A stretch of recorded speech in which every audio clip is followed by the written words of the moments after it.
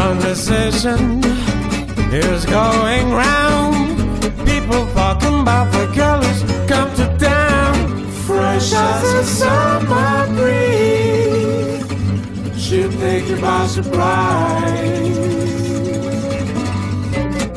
Good morning and welcome to another fabulous episode of Fresh Waves. I say that every week, but it's true. It's a fabulous day when we've got Fresh Waves on the air. We've got a good show lined up today. A fabulous show, as a matter of fact. A marvelous show with Mary Jo. I'm going to be a poet someday. Anyway, before we start the show, though, a big shout out to Reese's Market and Bakery for providing us with the great muffins that are in the studio this morning. There's all kinds of different flavors, and we're enjoying every single one of them. Oatmeal, cranberry, raspberry, lemon, Morning Glory, which happens to be one of my favorites. They even have apple cheddar, and every time I say apple cheddar, people go, ooh, who wants cheese in their muffin? Let me tell you, it's the best muffin you've ever had in your life. It's amazing. Then they're at 5758 Main Street right here in Stouffville. Stouffville run, Stouffville owned, Stouffville family business. Go on in and support them. Jason Rumble, our usual tech producer, I was going to say normal, but that would be stretching it, is not able to be here today. He himself is a kidney recipient and is having a little bit of trouble tweaking the new kidney. So he's away today, but he's listening in. So hi, Jay. Hope you're having a great morning, getting another poke for another blood test. Hope they don't put too many holes in you. You'll have to stop having showers. It'll all come squirting out all over. That's a visual. It is, isn't it? That's a visual. And behind the board this morning is the one and only Pat Tamlin. Good morning. And Jay, I'm happy to be here for you, but you got to be here on Wednesdays. That's for sure. He's got to come back. He's got to come back. Because you work a lot on Wednesdays, don't you? I do. Wednesdays are generally good days for me to work, but I'm happy to be here and fill in for Jay. So, well, it's an interesting show because over the last 4 weeks, each show on Fresh Waves for April has been organ donation awareness shows. And it's really fun to have Patty here because Patty's a critical care nurse as her other job. Mm-hmm. Whistle, and then she's a critical care nurse. Only kidding.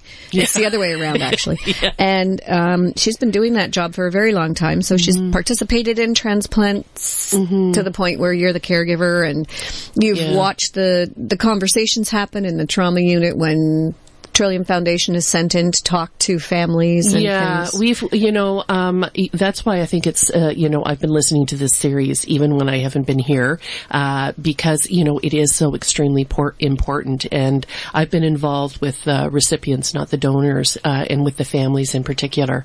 And it's such an important topic to me and, to be involved in it and was also on the Trillium Gift of Life committee in my hospital as well, because it is something that's very important. And, I applaud the show, and it's not, with Jay promoting it as well, but also with Fresh having done the whole series in April, it's of significant interest on a personal and professional level. So, yeah, I'm very, very happy that you've been doing this series, Brenda. Well, the one thing we've realized from doing the series is the stories of the people are not just stories that are appropriate for April. They're appropriate for every single day of the year. These stories are heartwarming, inspirational, sad beyond belief. When I have a mother sitting here telling me about the fact that her 22-year-old son was killed and they donated his organs and to see the tears in her eyes on both sides of the fence, the fact that they could be part of such a loving, wonderful gift of life, but that it costs the life of her son. Those are the stories that don't just end here. They're the stories that have to be told over and over and over again so that people really get the message. So I hope to do this several times a year, and we've reached out already to a number of organizations and told them that we'd be interested in supporting fundraisers that they're having or awareness initiatives that they're having. And that's why later on in the show today we'll be talking with Anna Coco, who is the education coordinator at one of these organizations, and it does a high school reach out. And that's outreach. I think as a listener in helping you produce, one of the things that I have really admired and Mary Jo will hear your story as well. there are so many stories and they're all so different. And I think that's what's so interesting to hear each week. That it's not the same story if you think it's going to be the same as a donor, the same as a recipient. They're all different stories and experiences. And that's why it's so nice to hear of so many that you can learn from. So, and some are super success stories. And we got on a roll of anticipating these super success stories, only to find out that one of the recipients that we spoke with wasn't so super, and that he's actually died twice. And you can listen to that episode. I think it's the second episode we did. So if you go to the website, freshwaves.ca, you can listen to all of these episodes and hear the stories of these people and the struggles.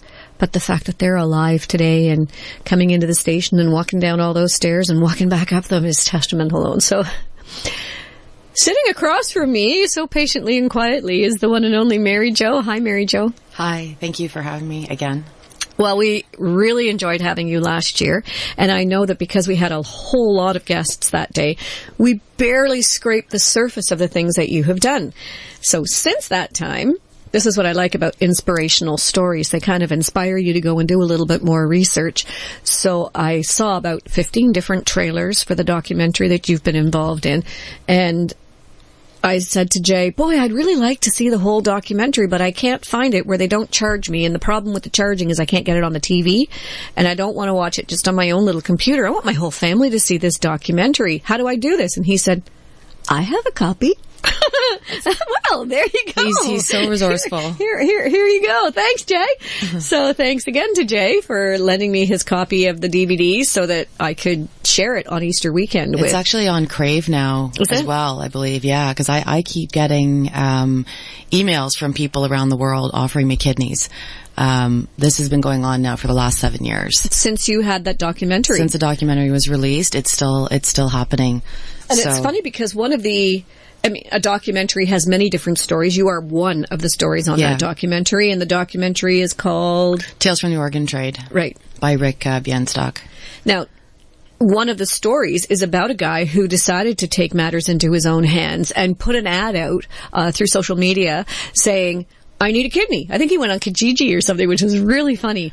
And he just said, people have been willing to, give away the strangest things. I'm going to give this a try. And he ended up finding a donor. It was a crazy story. Yeah, there was a couple of stories on there, and Rick was so good at actually exploring them and finding interesting ways of finding these people. Like, she traveled all across the world. Yes. And really placed it together in a way that I don't think anybody's ever seen before, between when you actually look for a kidney to who the broker is, how the money is transferred, who the donor is. Like, it's a pretty interesting process, which even I didn't know about until I saw the film. Right. So you guys brought up a few things that I want to talk about. Okay. Well, we want to start at the beginning of your story. Sure. Some people last year didn't hear your interview, so those who have been tuning in religiously all through the month of April, I'd like them to know who you are and how you end up being here today. So let's start at the beginning of Mary Jo. Okay. I was diagnosed with kidney failure when I was 18. Or they told me that I was going to be on dialysis at some point. I come from a family of 6 people who've had kidney failure. 3 of them have passed away, including really? my mom. My mom passed 2 years ago. Oh, I'm sorry to hear that. Thank you. So at 18, I was told that I have the same genetic disorder, and they told me with diet I could probably hold it off, and I tried. I tried a number of different methods, holistic, anything you could think of. At 18 years old, you think you're invincible, so you just try everything. That's true. And I was able to hold it off until I was 24, and then I had my fistula put in, and I was on dialysis. So yeah, I spent 9 years on dialysis waiting for a transplant, and I looked at the different options of possibly going to another country and buying an organ. For me, it wasn't something I was comfortable with, for various reasons, and that's a long conversation if you want to talk about ethics. We will do that in a little while, but for now we're just hearing the story of you. Yeah. So, after about 9 years, I got the call. It was on the TV screen. I don't know if you remember, Rogers used to show up and told you who was calling. And yeah. Yeah, and it was an unknown number. It was a long distance unknown number, so I just ignored it. And then they called again. And at the time, my husband was in Scotland. So I thought, okay, well, maybe I should answer the phone. In case it's him. In case it was him. Yeah. And it was St. Michael's Hospital. And they said, we have a kidney. How soon can you get here? So, and I had my son at the time, and it was kind of like a mad rush to figure out logistics, because your life literally changes overnight that day. That day. Yeah. They don't tell you at first, but they actually call 3 people in. And one person ends up going home. So lucky me, I was able to stay, because they actually run a few more tests to make sure that they have the best match and that it's going to be a successful transplant. So me and one other person got the kidney that day, and the next day I was off dialysis after 9 years. Wow. Now you have a child. I do. I have a 13-year-old son. And you had that child while you were on dialysis. Yeah. Which makes you the first and only, or no, first? Back then I was the third in North America. And to ever give birth while on dialysis. It wasn't something people did. I was a bit of a guinea pig with St. Michael's Hospital. They'd never had anybody do that before. When I found out I was pregnant, I went to them and said, is this something I can do? I didn't even know I could get pregnant, to be honest. And it kind of happened, and I was on dialysis at the time. So they agreed to support me, and, we did it. And since then, that I know of, there's 26 of us. Wow. Maybe more. Cause I actually did a talk at, St. Michael's Hospital for a bunch of nurses who were now supporting, women who were having babies on dialysis. Wow. And letting them know it could be done. But I bet it was a tricky process. I wouldn't recommend it. It was very hard. Sleeping while you're pregnant is tough enough. Never mind sleeping with a needle or 2 needles in your arm. Yeah. And then you have to worry about the machine going off. I mean, there's a lot of things we didn't understand. We didn't understand, how much weight I was actually gaining and how much of it was water weight and how much you can take off through the machine. There's a lot of chemistry involved there that was really kind of unknown at the time. So kind of a scary process. I mean, they obviously know a lot more about it now, but they didn't then. Right. So we're talking 13 years ago. So, but I have an amazing kid, and I'm very, very fortunate that I was able to do that. Yeah, for sure. Yeah. What a gift. Yeah. Gifts upon gifts. Yeah, it's I'm very, very lucky, and I'm I'm 8.5 years now with my kidney. Wow. So yeah, so I'm sad to hear that Jason's not here, but I wish him well, and I'm hoping I'll see him very soon, because he's a pretty amazing guy. He certainly is. I think every office building, when you get off the elevator, there should be a cutout of Jay. There should be a happy Jay on every floor of every office building in Toronto. Because I don't think I've ever seen him not smiling. Exactly. Yeah. And you need to have one of those in your life. You come in, hey, Bren, how are you? Yeah. Fine, He's a Jay. very, very And you? positive I've just person. got hit by a bus, but I'm doing great. That's just how he is. He's just the happiest guy in the world. So I've met so many amazing people through this process. And I think that's the thing that people forget is, it sucks to be sick, but at the same time, you meet some pretty amazing people. And when the people have had the organ donation, they've had the transplant, they have such a great outlook on life. I was saying last week to Jen and Franz that it's fabulous being around these people. Yeah. They have such an appreciation for every day of their lives. When you've lived on a machine, and that's your only way of living, I mean, people think that, you're lucky, you're still alive. Well, it's not really a way of life. It's not a whole lot of fun to spend 8 hours on a machine, having your blood cleaned and then not being able to eat, not really being able to enjoy your life. Even though, yes, you're still alive, it's not a good way of life. No. So once you've been through that, absolutely, you have a new appreciation, and all of a sudden you can travel and you can eat food that you couldn't eat before, and you can drink water, because before you could only eat ice chips, because you have to worry about your weight gain with water because you can't get rid of it. Right. So there's a lot of things that you're really limited on when you're on a machine. So you definitely get a new appreciation. And I started dragon boating with a whole group of people of transplant recipients of every kind. You're one of the dragon boaters? One of the dragon boaters, that's so with much Donna. fun. Donna, who was I think she's 46 years now with her kidney, which is, I think, one of the longest. So pretty. They're trying to rope Jay into being one of the dragon boaters, but not to paddle, to actually sit at the front and just be the smile. drummer. He can be the drummer. That's what I said. Can you jump, Jay? And he said, well, I said, how about you can shout? Because he can yell at us all. Yes, he's got that great voice that he does that block party thing with. Hi, it's Little J. Yeah, it's Stroke. It's tough to stay in some kind of rhythm. Like it's a lot harder than you think. But I'm pretty sure he can drum a beat. If he can't, then we've got Tanya Porter in town. She'll get him up to speed with the drumming thing, and then he can just go and do. I believe he can do it. Yeah, I believe in him. I do too. So you did this documentary. How did that documentary? Someone just said, "Oh, I saw this young, pretty woman in dialysis. I'll get her to be in my documentary." No, it actually was so random. It was a neighbor of mine who happened to know somebody who wanted to do a film. They didn't really know what the film would be about. They just knew it wanted to do something about organ donation and awareness. And she referred him to me. And so he came and just talked to me about it, and we just started filming. There was no real direction for the film at the time, and it went on for so long that they actually changed directors. And that's when Rick took on the film and just gave it a whole new focus. A new energy kind of thing. Yeah, and what she did with it was pretty amazing. I don't think anybody really knew what she was going to do with it, and I don't think she knew either. And it kind of grew into something, and then I saw the film for the first time when everybody else saw it. And I'm mind blown what she was capable of doing. But the research is outstanding. Research is outstanding. And I would like to, if we do get a chance to ask her, we had a listener who's also seen the film, and he said, can you ask how she got that information? Because it's black market stuff. It's not like you can just walk down the street and say, "Hey, anybody got an organ for sale? You want to talk to me about it?" This is not something that you go around broadcasting. So, but she's an investigative journalist, right? So she's got the training. She knows how to find these people. But she's probably one of the best I think I've ever seen. And if anybody who knows Rick will probably say the same thing. She's very, very good at diving deep and just following leads. And she doesn't really take no for an answer. She just finds a way. And I've never seen anybody do it like her. Wow. So, well, she sounds like someone we should get in to do a whole show with, because she'd be a lot of fun to talk to. We'll see if we can get her today. If not, then we'll have her for another time for sure. Yeah, it'd be amazing. Okay.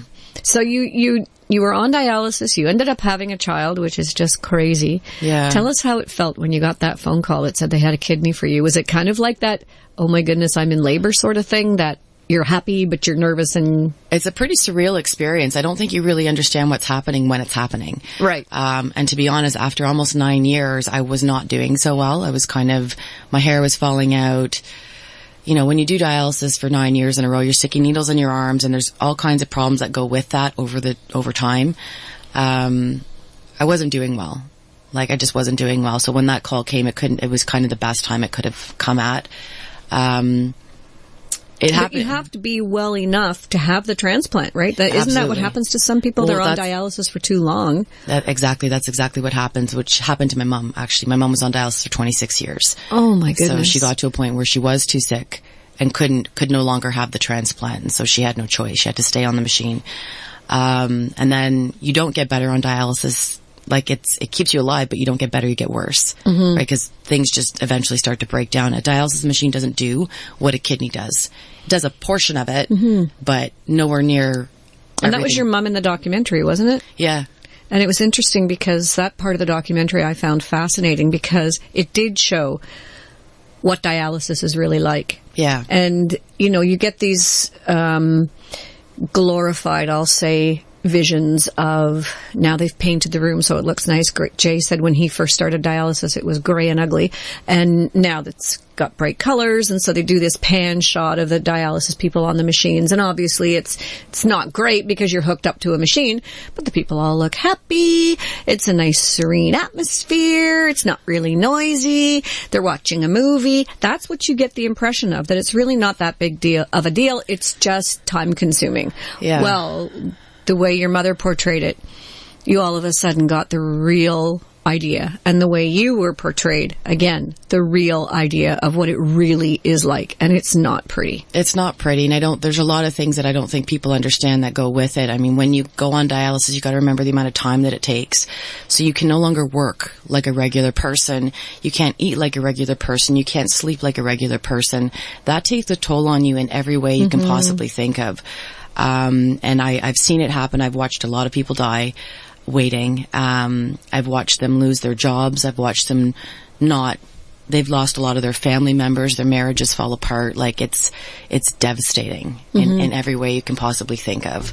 I mean, it's an illness, right? So getting a call like that is a pretty life-changing experience. It's almost shocking. So Did you have a bag pre-packed? No. God, no. Like, After 9 years, I mean, it would be full of spider webs and you'd have to wash it all out anyway. You kind of think it's not going to happen, to be honest. Like, at that point, you kind of lose hope. I hate to say that, but you do. You kind of lose hope. And again, I'd seen, because I was in the hospital and I was in the system, I'd watched a lot of people die waiting.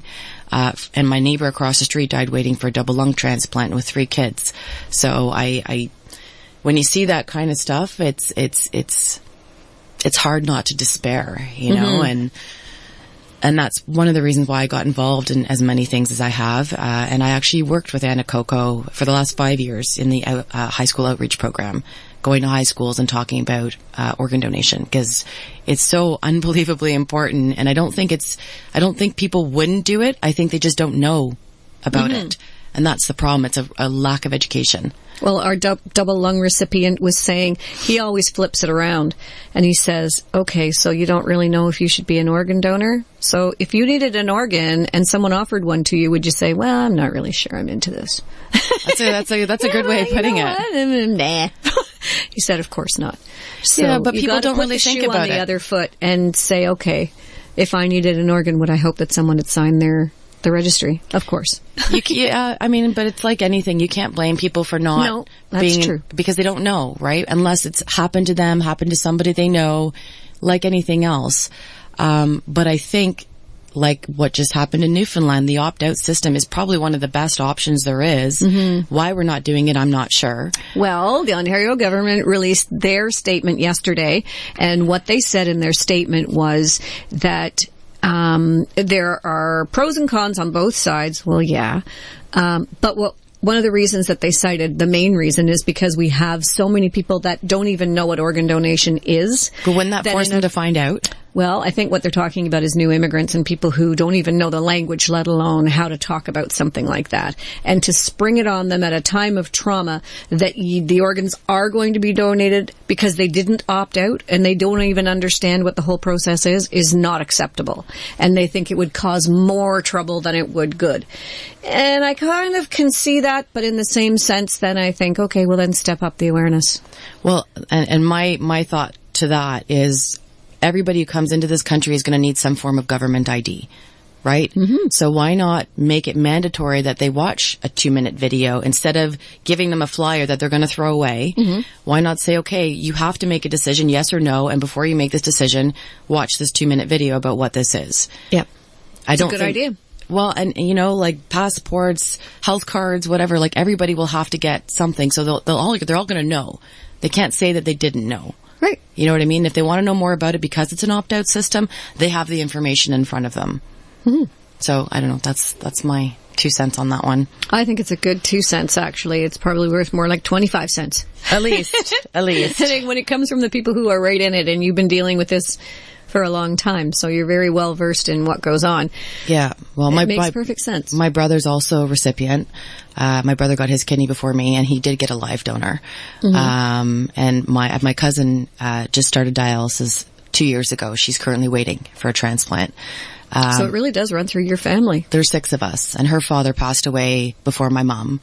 So brother and sister, and my grandmother. So all 3 of them have passed, and me and my brother are the only ones right now with the transplant, and my cousin's still waiting. So yeah, it's affected us pretty intensely. So it's very important that I think we continue stepping up the awareness, because again, I think people would do it if they knew about it. Yeah, you're probably right. I think they would. We heard that from in a previous show, a woman whose 10-year-old had decided that everybody should be an organ donor. That's amazing. 10 years old. And he's standing up at a Thanksgiving dinner. They said grace, and then he said, and everybody should be an organ donor. That's amazing. It is sometimes amazing. You just know what's right. I mean, I think Humboldt really put it on the map, which is sure did. We have to be grateful for that. It's unfortunate that it takes a tragedy like that for people to stand up and pay attention. But the Logan Boulet effect has resulted in over 200,000 people signing the registry. That's amazing. Who before that hadn't bothered. But that was an awareness issue. Yeah. Again, right? Yep. It's only a matter of people knowing about it. And to be honest, I'm seeing more and more information being passed around, and I'm seeing more commercials. Like I'm encouraged. Yeah. Like it's really great to see, especially because it's affected us for so long, and now we're actually seeing the movement. So it's pretty amazing. It is. Well, we're going to take a break, and when we come back, we'll continue our discussion with Mary Jo. I'm your host, Bren Masson, and we'll be back right after this. So stay tuned. You're listening to Fresh Waves.